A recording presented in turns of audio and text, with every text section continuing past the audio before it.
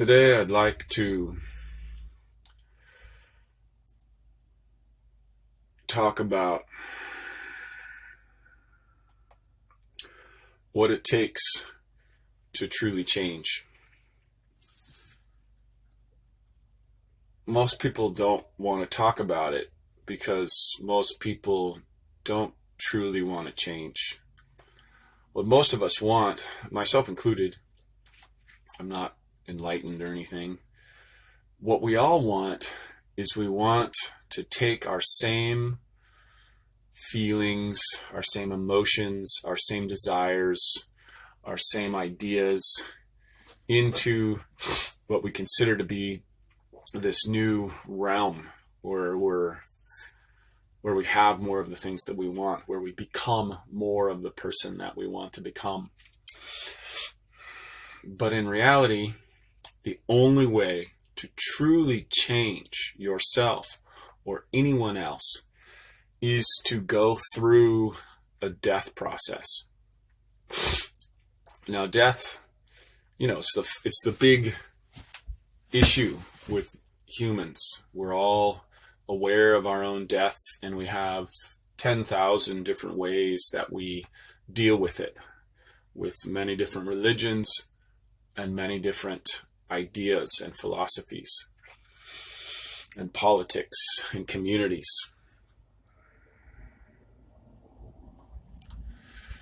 But most of us who seek any type of change are unwilling to go through the death cycle to get there.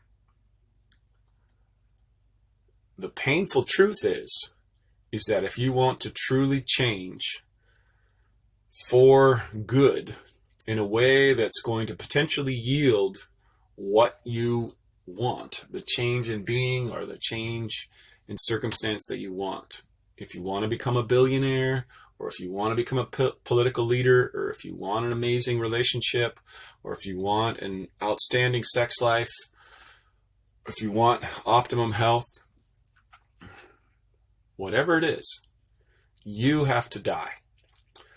And that's the thing that you can actually begin to get better at. Being willing to face death is the beginning of true transformation.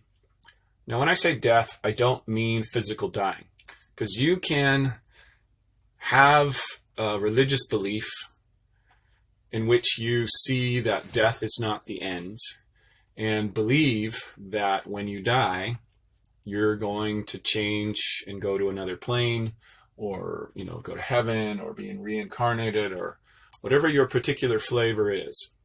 That's not death. True death comes from facing annihilation. So that means facing zero. So if you practice facing annihilation, facing the point at which, sort of in the fantasy genre, there would be sort of monsters that would take your soul and extinguish it. So if you're willing to face, or if you practice being willing to face extinction, annihilation, total dissolution, then you'll be better able to make the true changes in your life that will accomplish what you are seeking. So really, that's the core of this talk, is that in order to have a true change, and it really doesn't matter how small the change is, the more you practice being okay with total annihilation, and that may mean letting go of your family, letting go of that which you hold most dear. The stories throughout the ages are filled with stories of which you have to let go that which you hold most precious in order to save the world, or save your humanity, or save the community, or save life.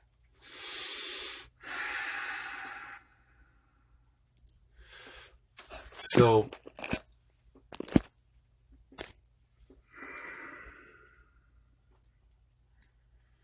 practice facing total annihilation.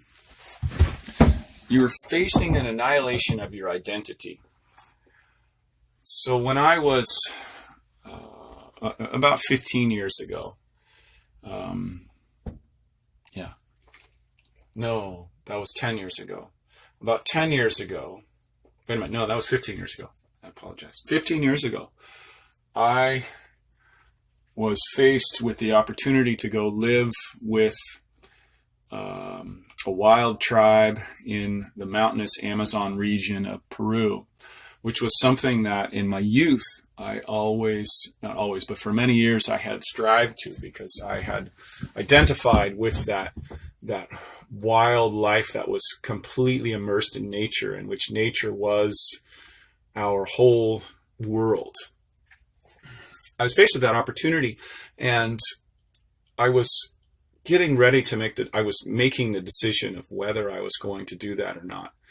And something up inside of me welled up, because I knew in my intuition and in my deep insight that if I went into that forest, my goal was to stay there for at least 6 months, at least a seasonal change, if not a year, 6 months to a year, a full solar cycle, or at least half a solar cycle. If I did that, I knew deep down inside that me, as I knew myself, with my likes and my preferences and my desires and all the things that I wanted to do, that person was going to die in that forest, and somebody else was going to come out.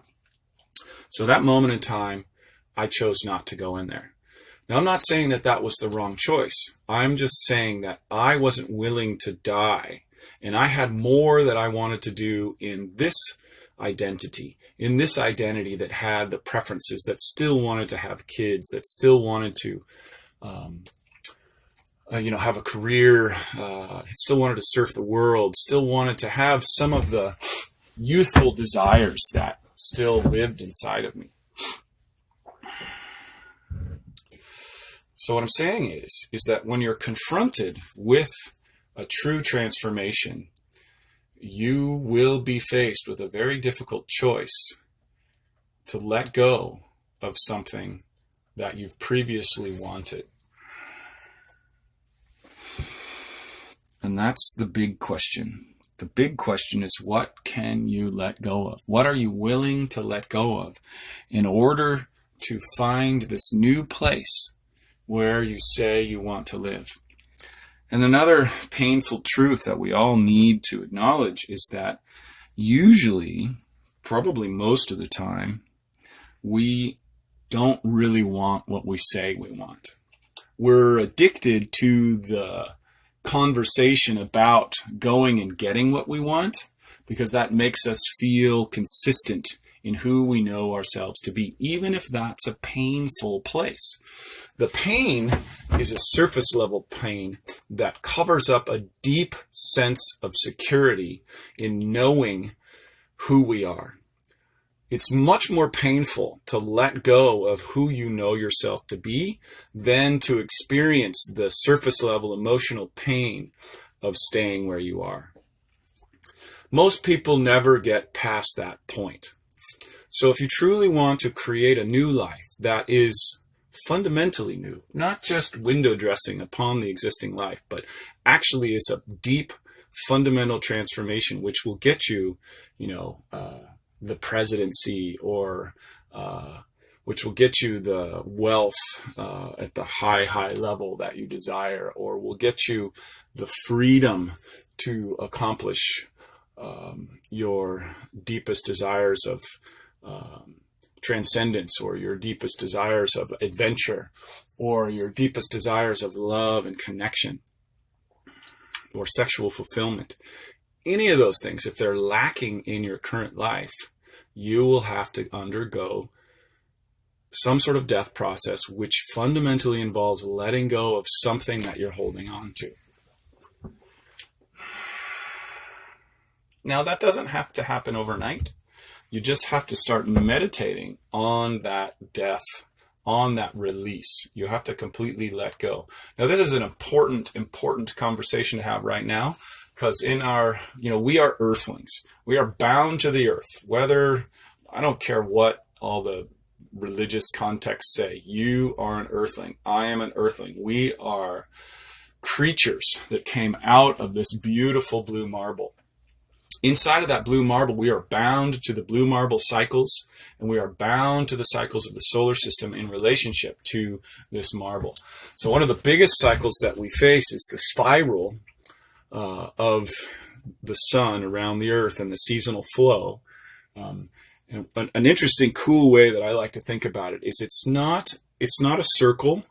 It's a spiral, because we're literally catapulting out into space in a circular pattern. So if you think about it, it's like a vortex or a tornado. So nature mimics itself all over the place. So you're spiraling still through space. So you kind of return to the same place, but it's a totally different place, a little farther out, just in the similar sort of feeling of the earthboundness of it. So right now, today is the 23rd, and the 21st is when the days stopped getting shorter, and then the days will really start lengthening on the today's the 24th. Sorry, today's the 24th. The days will start lengthening tomorrow. Tomorrow is the birth of the sun. Tomorrow is the birth of the light. The Christians like to think that Jesus is the only symbol that is the birth of the light, but he is one of many that many came before him. But that's another story and another topic.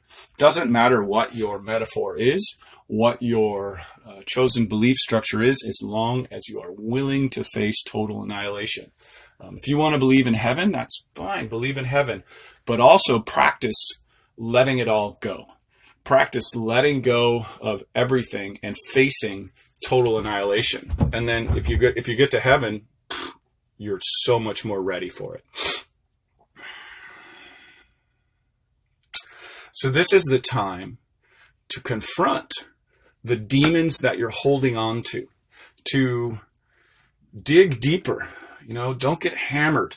Don't go unconscious. I fall prey to that almost every holidays, but I've just begun, or no, that's not true. I'm in the final stages of purging the negative, narcissistic relationships from my life. So I now finally have the space to actually dig deep into this personal transformation, which occurs in this time of the year, which is possible. It doesn't necessarily occur. It's possible.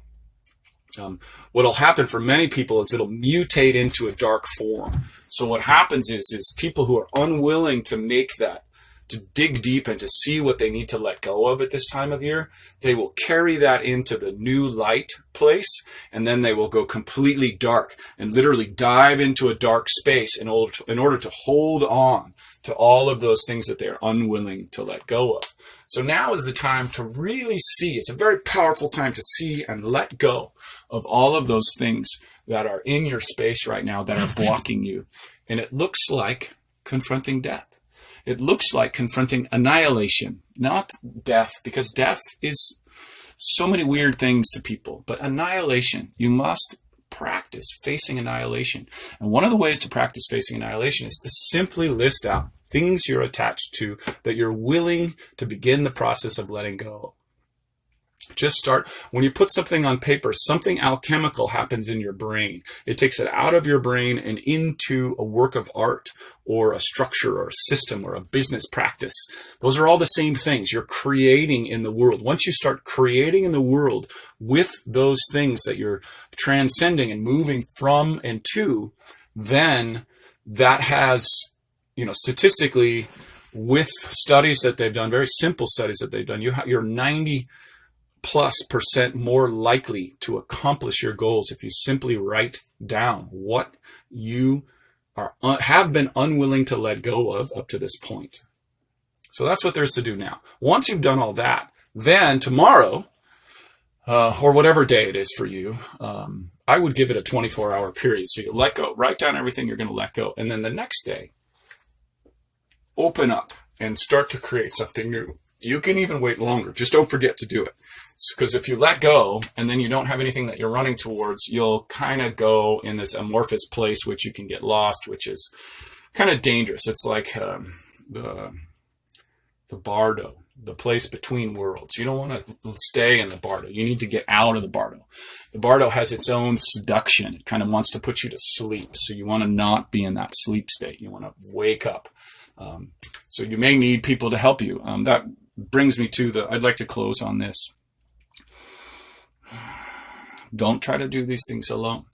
Throughout history, throughout time, there are reasons that the archetype of the sage, of the mentor, of the master are persistent, that they don't go away. We all need that in our life. We all have to have entities outside ourselves that hold space for us when we go in. You know, nobody goes into, well, a few people do, but they're very reckless. Ayahuasca ceremonies or iboga ceremonies or deep, deep transformational work without a guide.